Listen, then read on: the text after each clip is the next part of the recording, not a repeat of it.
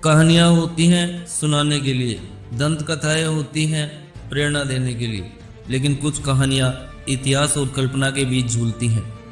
आज हम आपको ले चलेंगे एक ऐसी रानी की दुनिया में जिनका नाम है रानी पद्मावती। क्या वो सच में थी? क्या उनकी सुंदरता इतनी अद्भुत थी कि एक सुल्तान पागल हो उठा? और क्या सचमुच हुआ था चित्तौड़ की धरती पर? आइए जानते हैं द अनटोल्ड स्टोरी ऑफ रानी पद्मावती। नमस्कार दोस्तों, एक बार फिर से स्वागत है आपका हमारे चैनल AI कनरोलिया में। अगर आपको यह वीडियो पसंद आए तो लाइक करना और शेयर करना, और अगर हमारे चैनल पर नए हो तो हमारे चैनल को भी सब्सक्राइब करना। तो चलो बिना देर किए शुरू करते हैं। यह कहानी शुरू होती है सिंहल देश से, जिसे आज हम श्रीलंका के नाम से जानते हैं। वहाँ की राजकुमारी थी रानी पद्मावती। कहते हैं वो न केवल अनुपम सुंदरता की धनी थी, बल्कि बुद्धिमत्ता, तलवारबाजी और युद्ध कौशल में भी माहिर थी।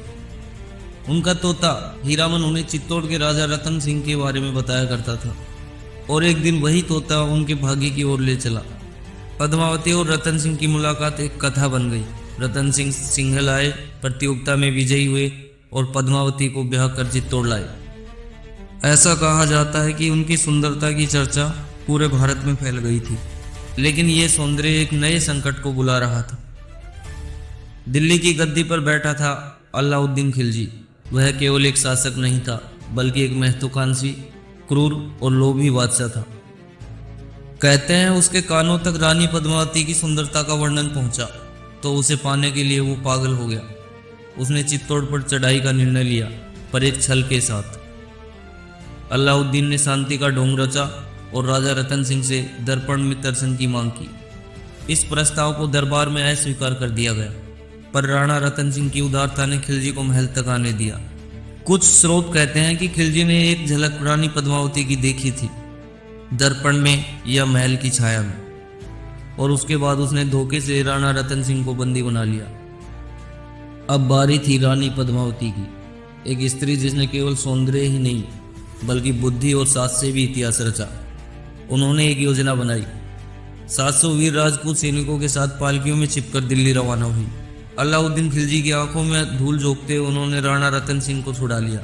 चित्तौड़ की वीरता की यह सबसे अनोखी मिसाल थी। लेकिन खिलजी चुप नहीं बैठा। उसने चित्तौड़ को घेर लिया। महीनों तक युद्ध चला। जब किले की दीवारें टूटने लगी, तब रानी पद्मावती ने एक और ऐतिहासिक निर्णय लिया, जौहर। कहा जाता है कि वह हिंदुस्तान के इतिहास का सबसे पहला जौहर था। 16,000 राजपूत स्त्रियों ने अग्नि में प्रवेश कर अपने सतीत्व की रक्षा की, और राजपूत वीर रणभूमि में अंतिम सांस तक लड़े। लेकिन एक बड़ा प्रश्न खड़ा होता है, क्या रानी पद्मावती सच में थी? पद्मावत महाकाव्य में मलिक मोहम्मद जायसी ने लिखा, एक सूफी काव्य के रूप में। ऐतिहासिक अभिलेखों में रानी पद्मावती का कोई ठोस उल्लेख नहीं मिलता।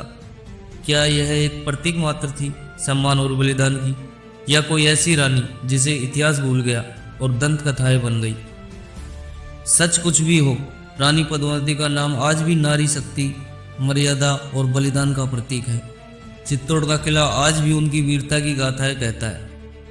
हर बार जब हम उस भूमि पर कदम रखते हैं तो महसूस होता है कुछ कहानियां समय की दीवारों पर उकेरी जाती हैं, जिन्हें मिटाया नहीं जा सकता। रानी पद्मावती केवल एक रानी नहीं थी, वो एक युग थी, एक विचार थी, एक परंपरा थी। उनकी कहानी में है पीड़ा, सौंदर्य, सम्मान और बलिदान। तो दोस्तों, ये थी द अनटोल्ड स्टोरी ऑफ रानी पद्मावती। क्या आप अब भी मानते हैं कि केवल वो एक कल्पना थी? कमेंट करके बताएं।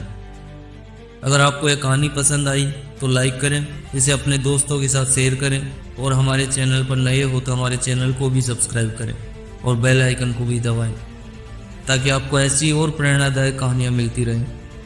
मिलते हैं अगली वीडियो में ऐसी किसी और ऐतिहासिक वीर गाथा के साथ। तब तक के लिए जय हिंद।